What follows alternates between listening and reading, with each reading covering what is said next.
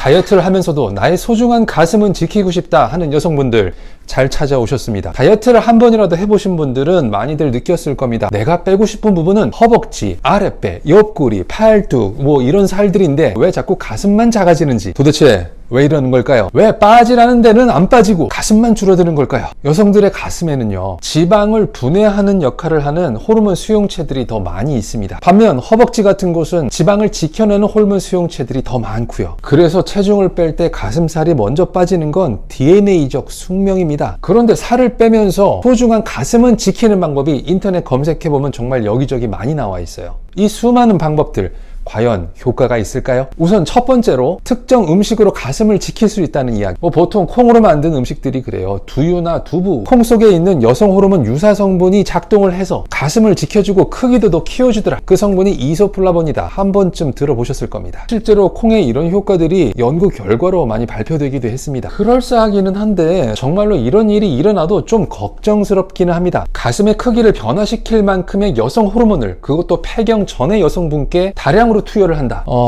가슴이 커지기 전에 이 호르몬 교란으로 인해서 불임이나 자궁 내막의 이상 등 각종 부작용을 초래하지 않을까, 사실 이게 먼저 더 걱정이 됩니다. 그리고요, 정말로 콩 속에 어떤 특정 성분이 정말로 안전하고 확실하고 효과적으로 가슴을 키울 수가 있더라, 그랬다면 진작에 이 성분을 이용한 의약품이 개발되어서 시판되었을 겁니다. 지금 비슷한 제품들이 많이 나오고는 있는데요, 이거는 의약품이 아니고 건강기능식품이라든지 아니면 그냥 일반 식품입니다. 다이어트 때 콩을 이용한 여러 가지 음식들을 충분히 드시는 것은 좋습니다. 하지만 이것들이 여러분의 가슴도 지켜줄 것이다, 이런 기대는 하지 않으시는 것이 좋겠죠. 두 번째, SNS에서 광고 많이 하는 가슴 크림, 가슴 관리 기구, 가슴에 바르면 커진다는 크림이라든지 음압을 걸어주어서 원적외선, RF, 레이저 다 쫙 뿌려주면서 기타 등등 이런 기구들이 있죠. 사실 이런 것들은 오래전부터 다른 버전으로 많이 개발되어 왔습니다. 남성용으로요.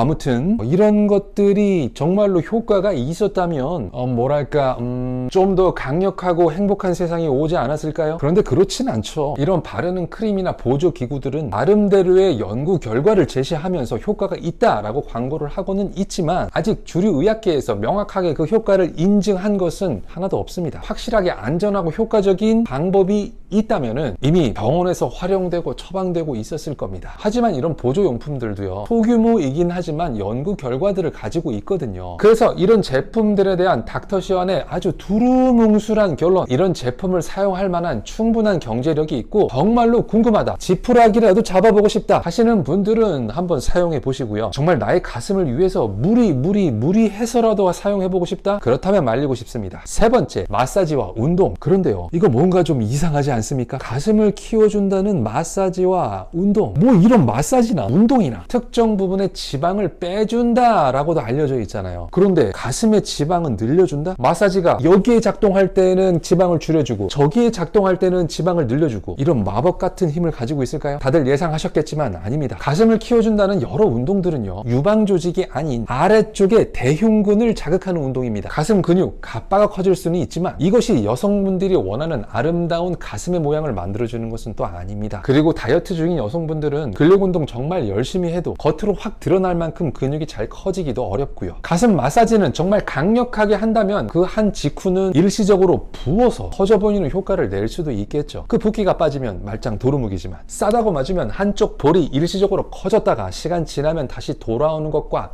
똑같습니다. 네 번째, 가슴 성형수술, 보정 속옷. 어쩔 수 없이요, 이 두 가지가 살을 빼면서도 여러분들의 가슴 모양을 지켜줄 가장 확실한 방법입니다. 앞서 말씀드렸지만요, 몸무게가 빠지면서 가슴은 빠지지 않는 방법은 존재하지 않거든요. 다이어트는 다이어트대로 하시고 자신감 잃은 가슴은 보정 속옷이나 수술을 통해서 회복하셔야 합니다. 그런데 가끔 보이죠, 정말로 날씬한 분인데 아주 풍성한 가슴을 가지고 계시다? 이건 아주 높은 확률로 의슴 또는 뽕입니다. 나올 땐 나오고 들어갈 땐 들어간 그런 신이 내린 몸매, 여러분들이 예상하는 것보다 많이 드물거든요. 오늘 영상 정리 한번 해보겠습니다. 여성분들, 살이 빠질 때 가슴이 작아지는 것은 인간의 필연 숙명이다. 그걸 막을 수 있다고 여기저기 광고하는 각종 것들, 글쎄요, 너무 큰 기대는 마십시오. 유일하고 확실한 해결책은 수술과 보정 속옷, 그리고 SNS에 보이는 여러 신이 내린 몸매의 분들, 정말 그분께 아닐 확률이 더 높습니다. 너무 부러워하지 마세요.